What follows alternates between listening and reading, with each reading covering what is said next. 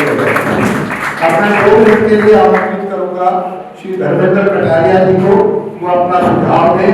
मैं थोड़ा सा अपने बारे में बता दूं। मेरा नाम धर्मेंद्र सिंह कटारिया है। अब चूंकि आजकल छोटे नामों का फैशन है तो बीच में से सिंह हटा दिया तो धर्मेंद्र कटारिया लगता है। मैं यहाँ गोल्फ बंद में रहता हूँ।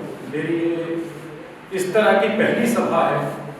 मैं मिनिस्ट्री ऑफ फाइनेंस में जॉब करता था। मैं DRI में सुपरिटेंडेंट था दिल्ली में, और मैंने वॉलंटरली स्वैच्छिक सेवानिवृत्ति लेके अपना व्यवसाय शुरू किया। अब मैं उसमें बिजी हूँ।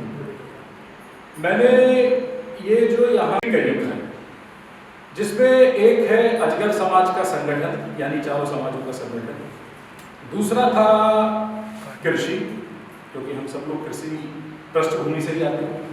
तीसरा था जो कर्नल साहब ने बोला, उद्योग धंधे, कि वो आज की नीड है कि हमारे बच्चे उद्योग धंधे में जाएं। और चौथा था किसानों की गरीबी, हम लोगों की गरीबी, जिसकी वजह से एक फिल्म में भी दिखाया है कि लोग आत्महत्या कर रहे हैं। ये चारों चीजें दरअसल आपस में, फिर होता है राजनीतिक और फिर होता है व्यक्तिगत। तो बेसिकली जो ये अजगर समाज है, हम चार जो समाज हैं, ये हम शुरुआत में एक ही थे।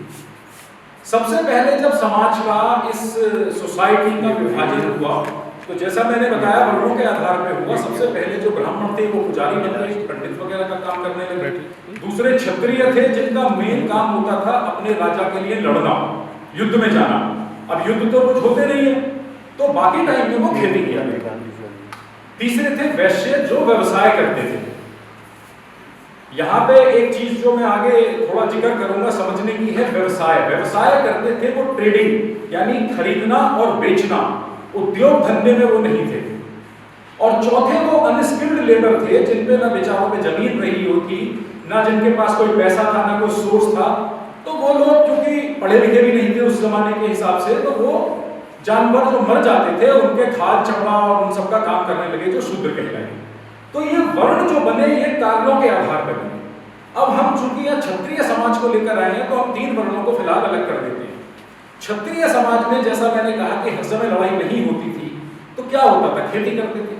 खेती करने में हमें बैलगाड़ी की भी जरूरत होती थी, हमें हल की भी जरूरत होती थी, हमें औजारों की भी जरूरत होती थी, लड़ने के लिए हमें तलवार बरछों की, भालों की जरूरत होती थी।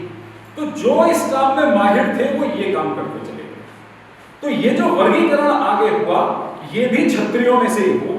यही कारण है कि आज अगर हम नोट करेंगे तो क्षत्रिय भी, पता नहीं, मुझे तो पता भी नहीं है कितने तरह के क्षत्रिय हैं। 20 तरह के क्षत्रिय हैं। ऐसे जाट हैं तो जय जाट, बिस्वाल जाट, पछाते जाट।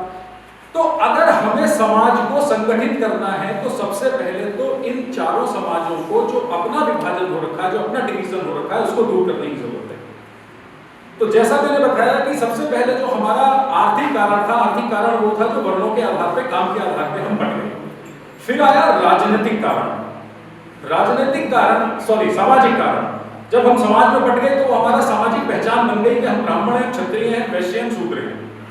फिर उस सामाजिक पहचान को कुछ लोगों ने राजनीतिक वजह से अपने फायदे के लिए भुनाना चाहा और उनको अपने में मिलाने के लिए उनकी और फर्दर पहचान बनाते चले गए कि आप क्षत्रिय हो, हमारे साथ आओ, आप वैश्य हो, हमारे साथ आओ। अब जब चूंकि एक लंबा इतिहास रहा, आज के जमाने में हम आ गए, हमारे जैसे लोग जो बाहर रहते हैं, जिन्हें यही पता नहीं है कि कितने टोटल हमारे अलग विभाजित हुए समाज के हिस्से हैं, तो हमारे व्यक्तिगत कारण बन गए। यानी जो हमारे माता पिता ने हमें बता दिया कि तुम भैया मेड़ राजपूत हो, तुम कुर्मी क्षत्रिय हो, तुम चौहान राजपूत हो, इस तरह से हम हैं, हमें नहीं पता हम क्यों हैं, कैसे। तो वो व्यक्तिगत कारणों से अलग होते चले गए। तो सबसे पहले हमें अपने अपने समाज में उन डिविजन्स को खत्म करना है। यानी राजपूत समाज की पहली जरूरत यह है कि सभी गणमान्य व्यक्ति अपने आगे के समाज को समझाएं कि हम एक हैं। क्योंकि जब 4 अलग अलग एक आइडेंटिटी बन जाएंगी तो उनका अमलगमेशन, उनका एक साथ जोड़ना ज्यादा आसान होगा। ऐसे ही जाट समाज में हमें जरूरत है कि हम सारे के सारे जाटों को, चाहे वो अलग अलग कितने भी तरह के गोत्र हैं, कितने भी तरह के रूप में विभाजित हुए हैं, उनको एक करें पहले। तो जब ये 4 समाज अपने आप में एक हो जाएंगे तो इन चारों का फर्दर इकट्ठा होना बहुत जरूरी, बहुत आसान हो जाएगा, जो बहुत जरूरी भी है। अब दूसरी चीज आती है कि हम गरीब क्यों हैं। हमारे यहाँ के जो लोग हैं वो मतलब कृषि में क्यों गरीब रह गए, क्यों आत्महत्या करने में मजबूर हुए। तो जैसा मैंने कहा, उद्योग धंधे, दरअसल उद्योग धंधे भी हम ही करा करते थे। कपड़ा बुनते थे हम बुनते थे, हल बनाते थे हम बनाते थे, बर्छी तलवार बनाते थे हम बनाते थे। व्यवसाय वाला वर्ग, व्यवसायिक वर्ग तो उसका व्यवसाय करता था, खरीदता था, बेचता था। लेकिन हम धीरे धीरे उन उद्योग धंधों से दूर होते चले गए, मैन्युफैक्चरिंग सेक्टर से हम दूर होते चले गए। तो आज जरूरत है कि हम उस उद्योग धंधों में वापस आए, अपनी पुरानी संस्कृति को पहचाने और अपनी उस सॉरी मुझे पता था थोड़ा टाइम कम है। तो हम अगर इस गरीबी को दूर करना चाहते हैं तो ये बात सच है कि हम शिक्षा में सबसे पहले अपने बच्चों को भेजें, हम उद्योग धंधों में उनको भेजें।